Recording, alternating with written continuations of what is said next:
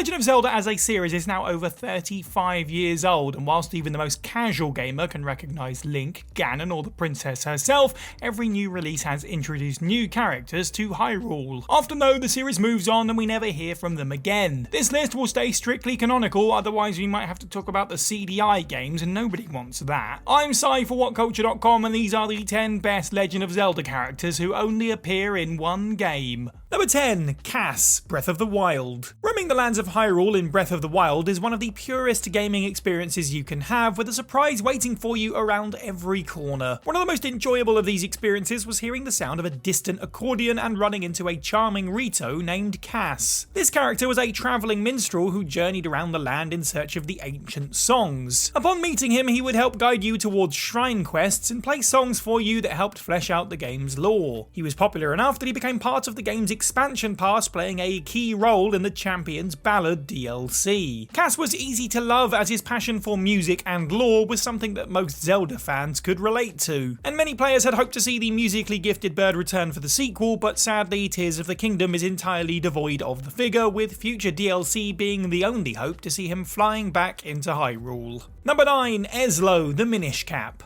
The Minish Cap might not be one of the most successful Zelda games of all time, but it's a delightful title with a cult following and a firm place in the nostalgic hearts of those who owned a Game Boy Advance. It also came with a unique and entertaining one-off character. Eslo was a Minish craftsman and sage who worked on a mage's cap before being turned into a hat himself by the devilish Vati, his own apprentice. The player stumbled across this character in the early game and wore him as Link's iconic green head topper, with the character granting you the ability to shrink and grow in size. The character manages to win you over through two means, one being his sarcastic nature. He chucks out some decent jokes and generally lives up to the hilarity of being a talking hat. However, on a more serious note, he also provides a powerful connection to the villain, helping to aid some depth to the story. Number 8. Groose, Skyward Sword. Nobody likes a bully, especially in their favourite video game franchise, unless maybe your favourite video game franchise is Bully. And whilst a bully getting their comeuppance is certainly satisfying to see, what's even better is having them see the error of their ways. That's what made Groose from Skyward Sword such a great character, as he got to experience this kind of redemption. Groose is introduced into Skyward Sword as a self-centered jerk who sabotages Link and thinks of himself as the hero. He even has a crush on Zelda to cement his position as Link's foil. However, while most characters like this would be a small trial for the protagonist to overcome in the opening hours, Groose sticks around and plays a major role in the rest of the game. After realising he's not the story's true hero, Groose resigns himself to helping Link save Zelda. He uses his genius engineering skills to create instruments that massively benefit the quest, and along the way becomes a far more caring and wholesome person. The character was entertaining for the whole ride, and seeing him go from bully to ally was certainly rewarding. Number 7. Medli, The Wind Waker. Depending on who you ask, The Wind Waker might just be one of the best Zelda games ever made. If nothing else, the seafaring adventure was a big step in expanding what the franchise could do, and it featured a boatload of new characters. Medli, the wholesome as all hell Rito child, is easily one of the best. This character is introduced as the apprentice attendant to Valu, the patron deity of the Rito. Medli is presented as an incredibly caring person who goes to great lengths for the people she cares about. Her determination and desire to help even play into the narrative as she accompanies Link in 2 of the game's dungeons. She faces every challenge she's given with the utmost optimism and eventually takes her place as the Earth Sage. Thanks to this, she's one of the most charming new additions to the Legend of Zelda cast, despite never coming back after the game's ending credits. She did break out of the series, however, becoming a villager in Animal Crossing New Leaf, where she fits in just as well as she did in Wind Waker. Number 6. Navi, Ocarina of Time.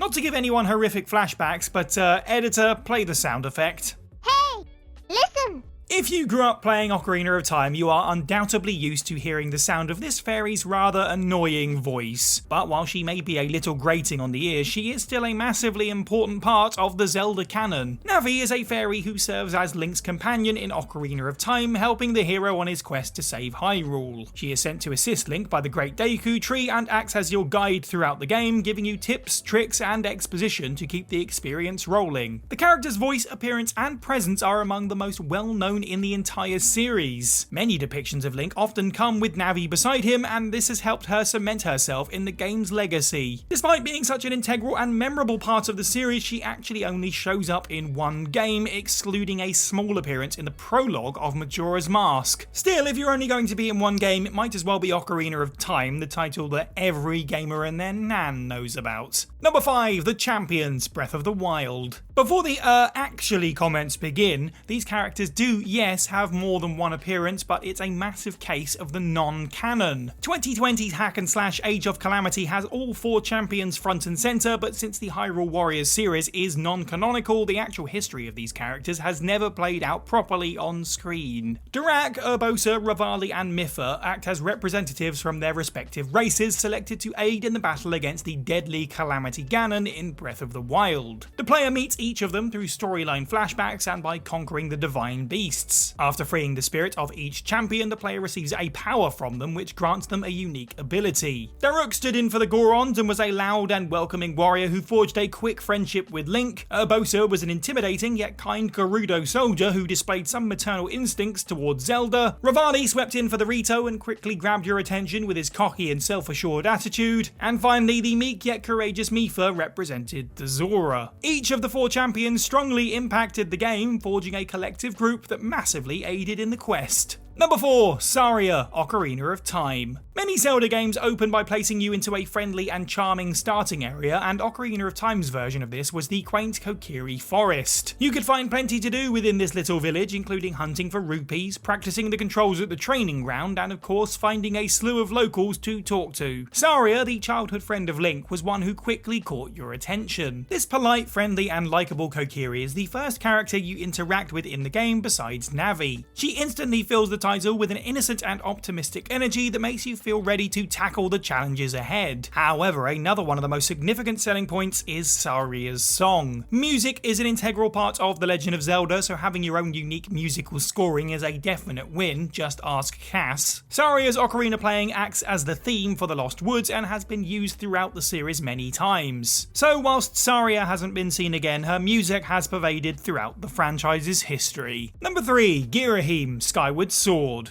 The Legend of Zelda changes a lot, but some things that are consistent are the hero Link, the Princess Zelda, and the big bad villain Ganondorf. The vile and powerful Gerudo warrior turned Demon King is a fitting end boss for the series. However, it is nice to change things up every now and then, and that's where Girihim steps in. Lord Girihim is the central antagonist of Skyward Sword and a servant to the demon Demise. This arrogant being thinks so highly of himself that he won't even consider Link a real threat and toys with him in their first encounter. That confident, sadistic, and over-the-top persona has turned the character into a fan-favourite villain in the Legend of Zelda series. Where Ganon is stoic, Girihim is dramatic. Where Ganon is confident, Girihim is narcissistic. Where Ganon is power-hungry, Girihim is 100% bloodthirsty. His fits of emotion, stellar design, and strong writing make him one of the most unique and captivating villains in the entire series. Number 2, Zant, Twilight Princess. Let's keep the ball rolling on awesome villains that provide respite from Ganon, and Zant, the antagonist of Twilight Princess, is certainly a massive standout. Twilight Princess is easily the darkest and most mature Zelda game, and that is reflected in this terrifyingly calm, controlled, and softly spoken villain. Zant was the self-proclaimed King of Twilight and a member of the Twili. These were a race of ancient sorcerers condemned to the Twilight Realm after they attempted to claim the Triforce. One of the character's most intriguing elements was his motivation, which kept him feeling believable.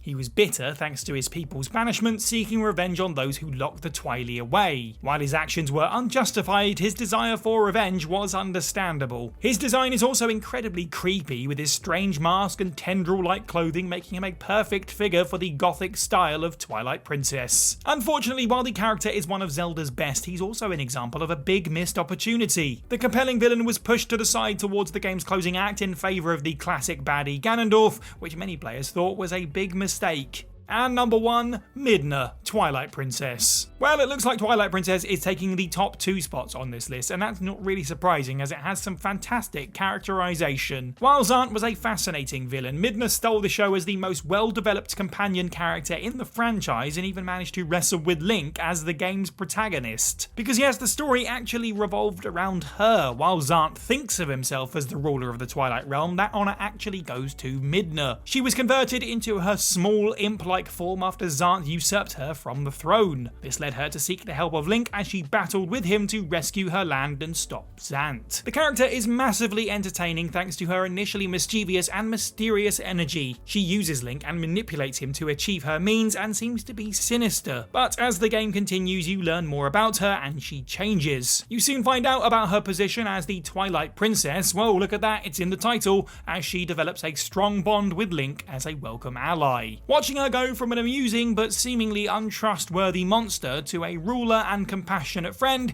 is one of the best character arcs the Zelda series has ever performed. If you watch this video to the end, then chances are you're a Nintendo fan, and I very much appreciate you. We don't get a lot of opportunity to talk about Nintendo, so if you like this video, it's possible that you'll like this one about Pokemon and the way that it should fix itself after the state of Scarlet and Violet. Other than that, don't forget to leave a comment down below on your favourite Zelda characters that have only ever showed up once. Make sure to like this video, subscribe and hit that notification bell. You can head over to WhatCulture.com for more content every day. I've been Sai for WhatCulture, and have a good week.